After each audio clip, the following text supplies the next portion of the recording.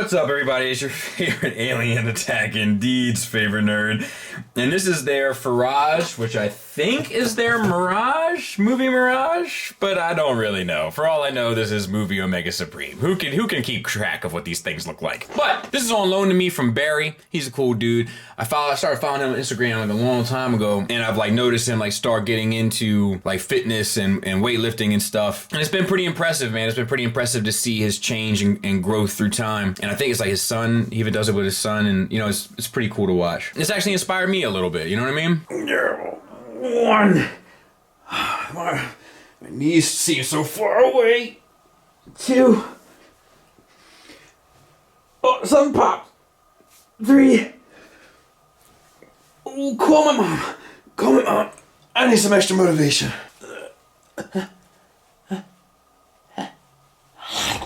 And I did definitely 100% eat those pretzel sticks. But enough about my appetite and Barry's gains. Let's talk about this fella, and we'll start with accessories. So he comes with two of these things, and there's like a wire connected to a black plastic tip that inserts into his forearm, on the underside of his forearm, and then it comes to this, which is a makeup of gray and red plastics, and then we have a hinge, and you can do a little claw maneuver. So we'll take a look at that. And there it is. It plugs in right there. Oh God, I'm never gonna get him to stand again. And there it is. It plugs right into there in the forearm. And I guess that's cool. I don't know. Does he do that in the movie? Maybe he does. I don't know. Doesn't look bad. So it's fine. Comes with an extra bag of fingertips and another pin, which maybe doesn't instill the best confidence, but at least, you know, at least you have him should something go wrong.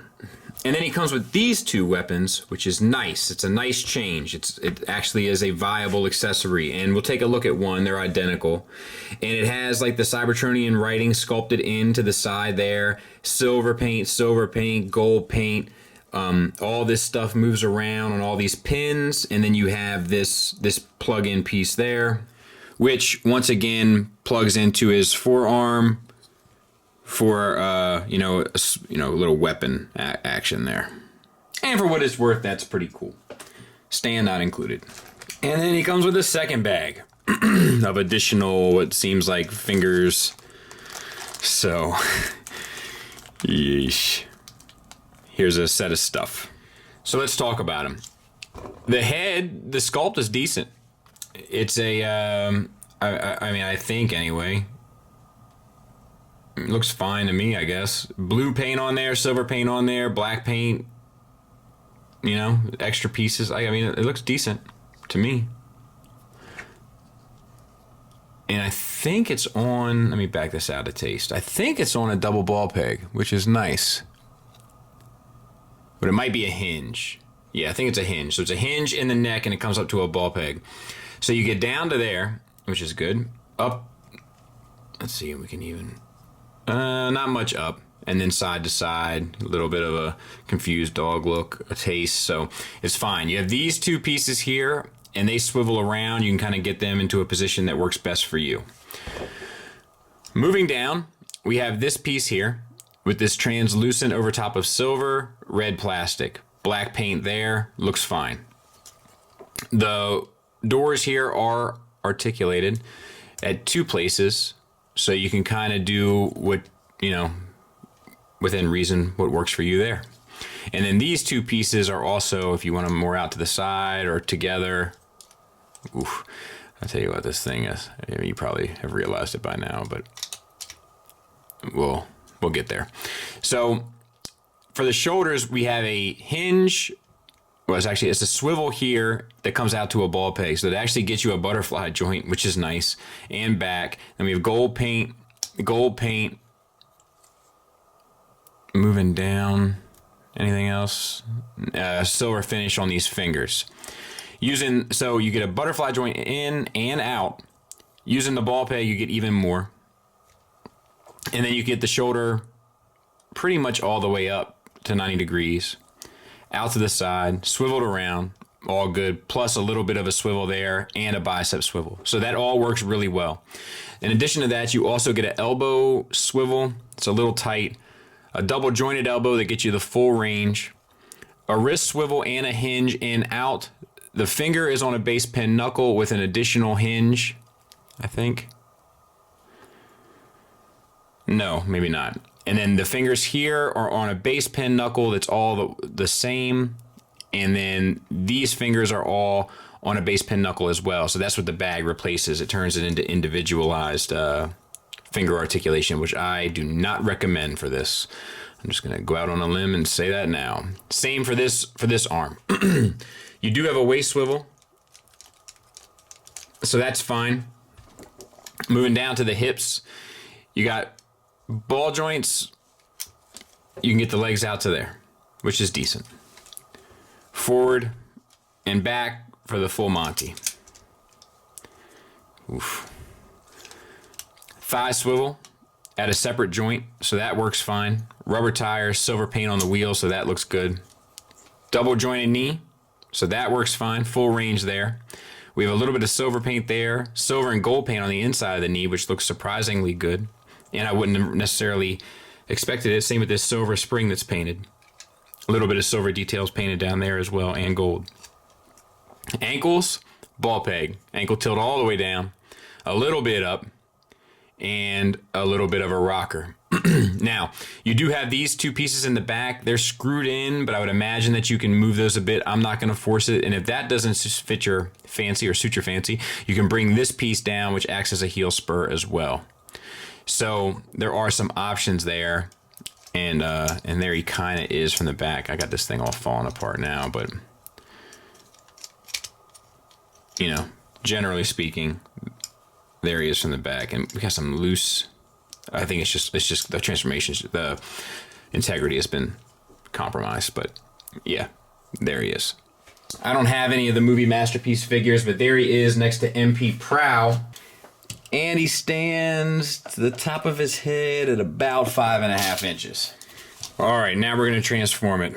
Good night. I haven't done this. I've looked over the instructions pretty thoroughly. It feels a little, it doesn't feel fragile, but it doesn't feel great. And I don't want to put any extra strain on this than I have to.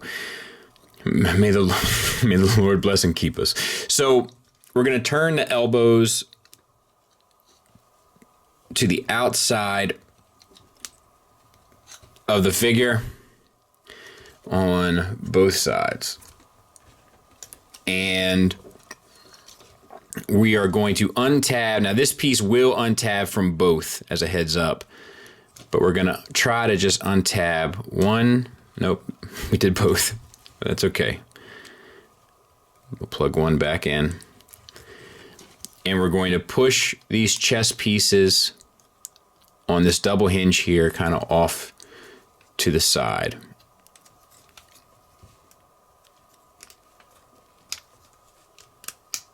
All right. Now we can undo this backpack too. It's been dying to come undone the whole time. So we'll just get that up and out of the way. And then we're going to, if you look at this here, this whole piece needs to rock down. And then the legs swivel around.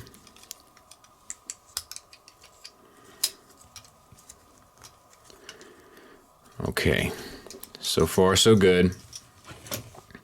Then we're going to pull out these tires. You know, make sure these are open enough. We need to flip the head in.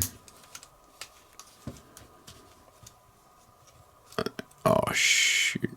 So I didn't break it. That was the good news. It was this piece, and it's just on a C-clip, and it popped off of there. Now, this piece, as I look further, this is supposed to be attached to here and peg into the bottom, but it doesn't stay attached. So what we are going to do is we're going to sort this out separately, and then we'll apply it back once we get everything in place. So you just take these, spin them around,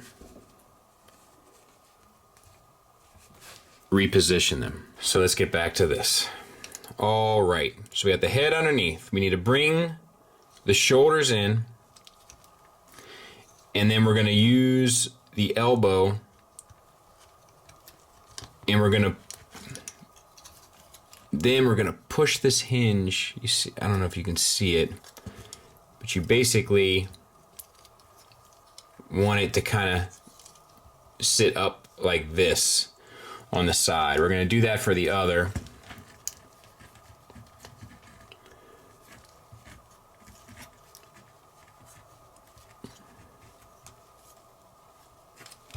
As well.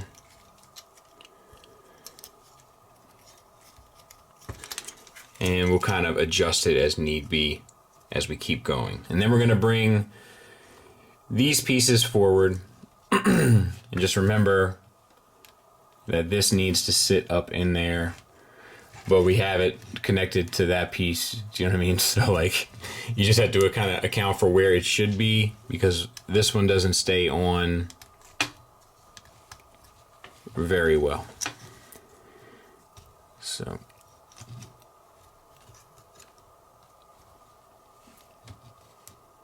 here's one. That side's good.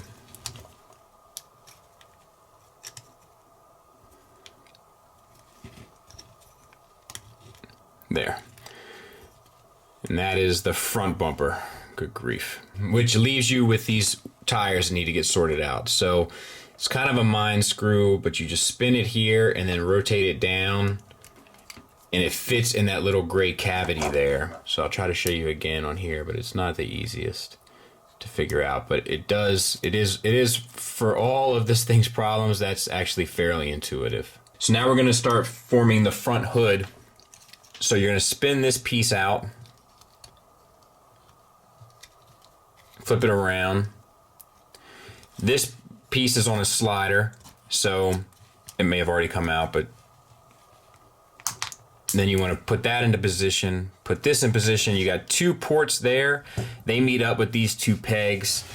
You also have these side fenders, and you want those to kind of get sorted as well as you're pushing down. And I'm not going to take too much time on camera, but there's one side, and the other side, it works just like that once you get it right. Okay, that was unpleasant. So take these pieces out, take them around and plug them back in. Once again on this side, out and around and plug them back in. And then you collapse all these elements to the feet, which are die cast. I'm not sure if I mentioned that. Close up those pieces.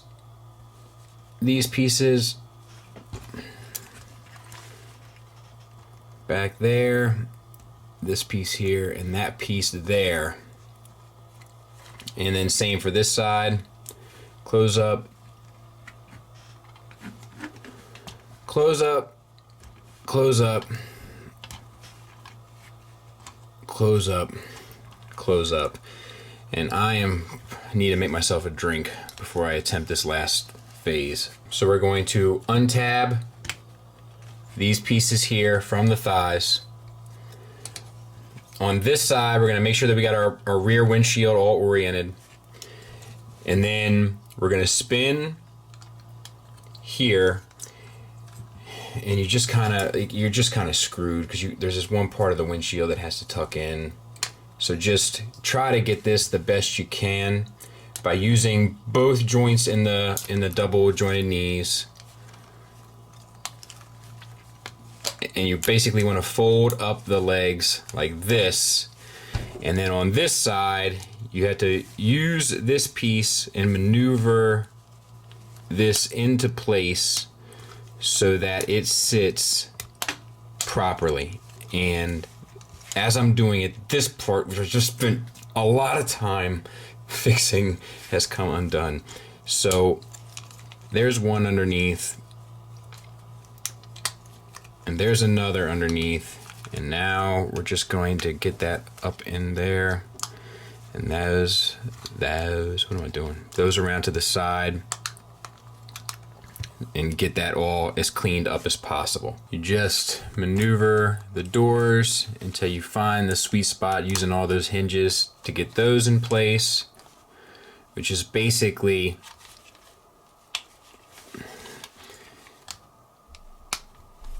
like that. And that plugs in. And we're almost there. Lastly, oh, come on, man. We're so close. You got to peg in these two sides into the bumper and then wrap this around. Well, let's get this stuck in. And then wrap this around and get that pegged in on both sides. And that's it. I'll get it cleaned up. We'll take a look at it. And this thing is painful. This is top 5 worst transformations I've ever done. It's not the worst, and I still don't have it quite right because it's dragging a little bit. But it's as good as it's gonna get. It's all right. I mean, no paint on the red plastic. You know, it doesn't do any favors for the figure. There is some gaps and stuff, but that could very well be my problems with the transformation of it. So I'm more than willing to admit that. The black paint right there looks good. The silver paint looks good. The translucent does not. It's just, it's something. There it is next to Tiger Track, so it's quite small. But yeah, I'm not sure that this, and I think this comes in robot mode. I'm not sure, let me see how it fits in that box. It may not. It may not, I don't know. But I'm not sure that this is worth the cost of doing business. The windshield wipers are sculpted in to the translucent plastic, but not painted. So like, it's just not great. Rubber tires. That's nice, I guess. Look, this is not great. It's not. It is riddled with problems. The plastic is soft. It's like gummy. It's next to impossible to make it through the transformation without stuff coming off of it, to include this abdominal piece underneath and that C-clip piece. The transformation is, like I said, top 5 worst ones I've ever dealt with. I feel like the joint tolerances on the ball pegs are losing their friction already, and this flat red plastic throughout doesn't give it a premium look whatsoever. It does it no favors. Add on top of that, pretty much zero hardware throughout.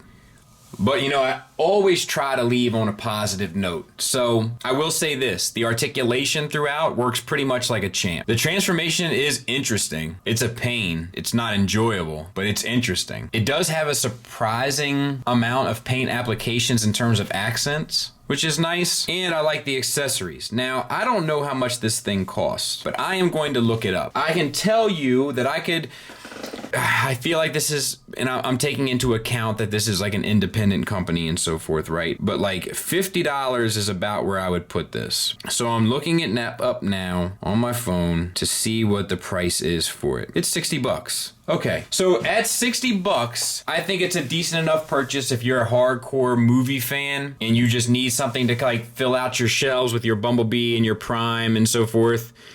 Like I looked up the deluxe version or whatever, and it looks terrible. At least this looks, I think, like the character. So I can see that being worthwhile, but just don't transform it. It's not a high quality product. It's definitely more so on the junky side of things. It's just not great.